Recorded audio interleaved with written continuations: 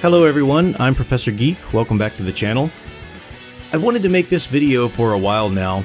It's sad that I have to make it, but I think it's important and I think it needs to be stated and observed and placed out there for the public. My entire career, my entire geekdom, my personal fandom growing up and falling in love with the characters of superheroes and whatnot, I later learned that the reason they resonated with me was because they were tapping into primal archetypes. They were tapping into heroic archetypes that have been around and part of cultural mythologies for a long time. And that's what my whole channel's about. My whole channel's about looking into the archetypes and looking into the resonances and how they play into the hero's journey and how they operate on a societal level, culturally, and on a personal level to us psychologically. And they are important. They are important. They have how they're handled has consequences for our culture and for us individually. And I've gotten to the point now, though, where I see so many mishandlings and so many misunderstandings of the importance of these characters that I think their place in the public consciousness and their importance is falling down all around us. And I think it's pretty much, in a lot of ways, it's doomed. I don't think we'll ever have a chance for any child to be as taken with these characters as I was when I was a child. And that's not just me wanting my childhood, forever. That's generations upon generations. For an entire century, children have been falling in love with these characters because they resonated with them that strongly. And I don't think children can do that anymore. I don't think anybody can do that anymore, stumbling upon these characters for the first time, because there's no longer any definitive version of these characters. And you can pretty much say that across the board, but I think the most guilty party here is DC. Warner Brothers, but certainly even DC Comics. Good old mismanagement, classic mismanagement by Dan DiDio. But if you think about these characters and you look at the way they are perceived by your average moviegoer, just people out there in the culture, no one knows. There's no agreed upon character of who Batman is. You have people who want him to be a Punisher like now, want him to kill. You have people who want him to be just this sort of noble, brooding ninja like the Nolan films. And then you have some of the old people who still remember, like myself, that he's supposed to be a damn detective. And we're supposed to have that gothic detective who doesn't kill, who is disciplined and whatnot. And you still have people that remember the formula of the story that does resonate with the culture. But so many people don't. I learned that teaching these heroic archetypes, through so many semesters upon semesters. And I would go through, and for the longest time, of course, when I would say the word Batman, all of my students just immediately thought of Chris Nolan's movies. And it was always news to them that he's supposed to be a detective. They were just always just flabbergasted by that. What, he's a detective? Really? Because Nolan didn't show any of that. And last couple semesters, believe it or not, now still a lot of them are, still saw the Nolan films, and that's still what resonated with them most. But I have been having some students in there who think Batman is Snyder's Batman, and he's strong, he's brutal, he kills, he's hard edged, all that kind of nonsense. And that's just with the Batman character. Think about all the other characters. Superman. It hurts me to say this because I've shown that quote before, where it asserts, and I do believe that, Tulpa Superman, the real Superman will always assert himself to how he means to be. And I want to believe that he can still do that, but he's meeting the strongest offense he ever has in trying to do that. Because in comics, he's gone through, there are plenty of people today who they think Superman is the Superman of the New 52. And this rebirth stuff, what the hell was this? He's a dad now and he's all noble. What's going on with this? He's supposed to be edgy and angry and blah, blah, blah. And then you have people, of course, who only know Superman from the Man of Steel, from Zack Snyder's movies. Those movies need to be wiped from the public consciousness. They just need, we could all just look at a Men in Black flasher memory thing and just have the entire Zack Snyder DC output just expunged from our memory, because it's just awful. It was horrid. Nothing, probably the worst portrayals of superheroes ever in terms of who they were supposed to be and what they're supposed to stand for. But you have people who truly think that Batman, Superman, and Wonder Woman are the heroes and characters as portrayed in the Snyderverse. It's simply not the case. It's become even more insidious with the success now of Aquaman and Shazam. Now, these are two characters, admittedly, who are not as crucial to the public consciousness. They've never had as strong of a hold, obviously. But the fact that DC Warner Brothers doesn't mind doing this kind of thing to the character, where you have, no matter how much you might like the Aquaman movie, that is no version of an Aquaman that's ever been before. That is taking Zack Snyder's demented look at Aquaman and letting a skilled director take it and actually make it into a decent character and tell a fun story with it. And that's fine. That might bring a box office success, but it doesn't do anything for a proper portrayal of the character from the comics. And DC doesn't care about that anymore. In fact, DC is now trying to make the character in the comics more like the character from the movie. That's how short-sighted they are. That's how little they care about the iconic versions and iconic places of these characters and the role that they have in society. Shazam's another one. Shazam, for the entire century, was a noble, pure-hearted child, not some cocky, pissant teenager who still acts like a cocky, pissant teenager when he has the powers and transforms into Shazam. But again, because they told that movie in a skilled way, and the film is a decent film, people just like it. People don't give a crap. People don't care anything now about how the character's been forever. And so now watch that phenomena take place. That's the same thing that's happened with Batman. That's the same thing that's happened with Superman. And DC Warner Brothers, you think, okay, well, they've got Matt Reeves. He's talking about presenting Batman as a detective. So maybe that could come back around. Yeah, but if it does, it's not by any sort of plan. It's not by any sort of aha realization by anybody at DC Warner Brothers. That's just a fluke. Because look what they have planned for the Joker. This Joker movie with Joaquin Phoenix, no matter how cool you think it looks, and I'll admit, the trailer, if it was just a movie about a guy who's beaten and abused to the point of breaking and finally goes crazy, that's a cool story. Those kinds of stories have been told, and it looks like it's done in a very skillful manner. But that is light years away from any kind of proper adaptation of the Joker on a big screen. That is not acceptable. Right now, most people who hear the Joker, especially younger people, immediately think Heath Ledger. Well, that's not 100% from the comics either, but it's still pretty damn close, and that's fine, whatever. You are going to have people now who think Joaquin Phoenix, who think he's this pitiful, pathos-ridden character. That's unacceptable for the Joker.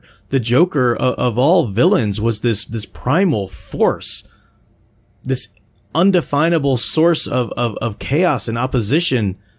I've made videos about this and talked at length. This is an important character. This is an important archetype to have a face in our culture. And the Joker's had one of the most recognizable in our culture. And now DC Warner Bros. We'll just rip that off and just do something else with it now. Yeah, we don't care. We're just trying to make a buck, and we'll just keep throwing crap at the wall and see what sticks.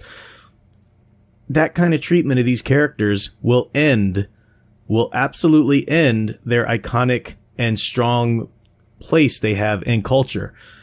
For the longest time, people recognized, there's all kind of studies and thoughts about the Superman symbol is instantly recognizable, across any culture or whatever. People know it generally means you're going to be saved, superheroes there, hope, something like that. That's not even going to take place anymore. That's not even going to be a thing anymore very shortly.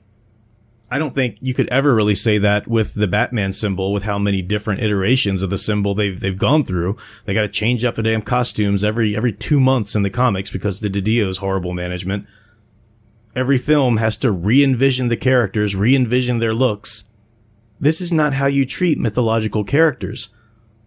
This is how you root them out and tear them out of fulfilling that need that culture has looked to them for. So what will happen if this takes place? Well, people will no longer look to superheroes to fill that need. They'll go and find other characters that will serve as the aspirational icon of hope. They'll find other characters who will serve as a terrifying primal force of a villain. You continue to mismanage them, they're no longer going to hold that place, and then they'll become irrelevant because culture will no longer look to them for that. The generations that do know them like that, like myself, will die off, and superheroes will no longer hold that place. And it's all because of some fat cat dumbass film execs don't know what they're doing and have no concept of how to handle mythology. They just want to make money, and they're not even good at that. They hardly ever make that. It's like spinning a roulette wheel, and they get lucky sometimes. Look at Venom with Sony. Now people think he's a hero. And yes, he's been sort of heroic sometimes in the comics, but that's not primarily who that character is, or primarily who he's linked to Spider-Man. He's a wonderful dark shadow self of Spider-Man. That's gone forever now in the public consciousness. The X-Men. Who will even care about the X-Men? Your average film goer, other than Wolverine or Deadpool, because he made a joke. He made a funny, so he's a cool character. These characters are no longer serving their purpose, and the X-Men had such a seminal connection to people. It didn't matter if it was a matter of race or sexual orientation or whatever reason. The X-Men spoke to you because you were disenfranchised in some way or another, and everybody's felt disenfranchised in some way or another. Everybody's felt like the outcast at some way or some time or another, and the X-Men spoke to that so viscerally. And the Fox movies have just mismanaged the hell out of that, and Disney's not going to bring it back in any decent way. Disney has an agenda now. The MCU is no longer about properly adapting and faithfully adapting the characters from the comics and from their resonating place in the public consciousness. Now they're all about adapting them in order to preach an agenda. That's Disney and the MCU. Kevin Feige, from the top down, they've been extremely abundantly crystal clear that is their intent now. They are no longer interested in good storytelling or good adaptations, faithful adaptations. It's all about agenda now. So whatever excitement you had for a MCU iteration of X-Men or Fantastic Four or whatever, it's pointless. It's pointless. Any little gold nuggets you get from that universe will just be random happenstance. The same thing with Warner Brothers and the DC properties. I do hope that Matt Reeves' Batman film is faithful and truly excellent. I will rejoice with that, but I won't give Warner Brothers any credit for that. It's not like they had a plan and they actually know what they're doing now. They just happened to get the right person on the job again. I do hope that the next Wonder Woman film is actually a faithful portrayal of her character and that they truly get her mythos right. But there's generations now who just think of her as Zeus's daughter. Just another one of Zeus's many daughters. Zeus, the notorious womanizing rapist. Let's just make him be her father. That's somehow serving the feminist agenda or something. I don't know. It's just ridiculous. It's a sad state. It's a sad place to be in because you see the treatment of superheroes and this bullheaded, ignorant, short-sighted treatment of them, just shoving them over the cliff and out of the public consciousness. And it's not going to happen tomorrow. I'm not being all doom and gloom, next month it's all over for superheroes. But this continued mistreatment of them that doesn't have any sign of letting up anytime soon will push them out of the public consciousness and will push them out of their roles easily within a generation. Easily.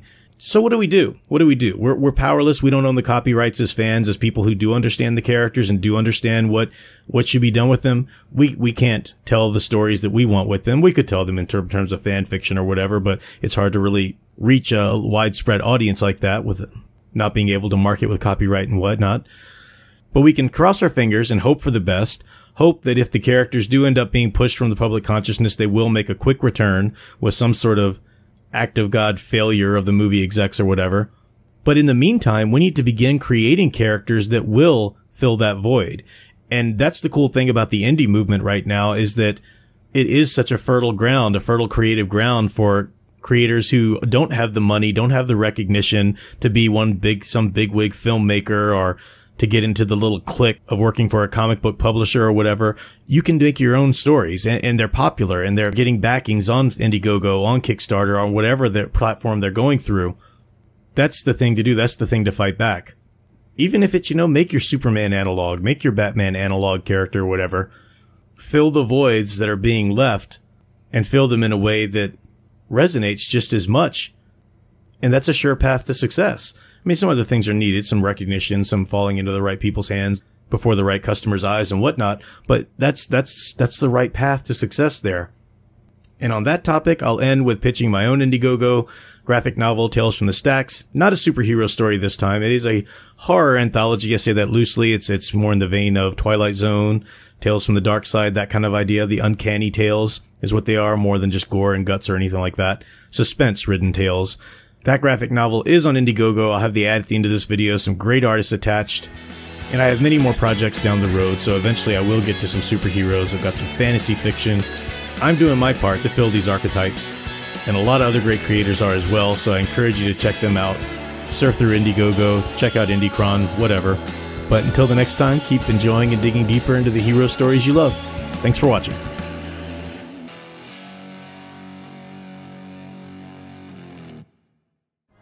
Do you like comics that are unafraid to portray women as feminine and men as masculine?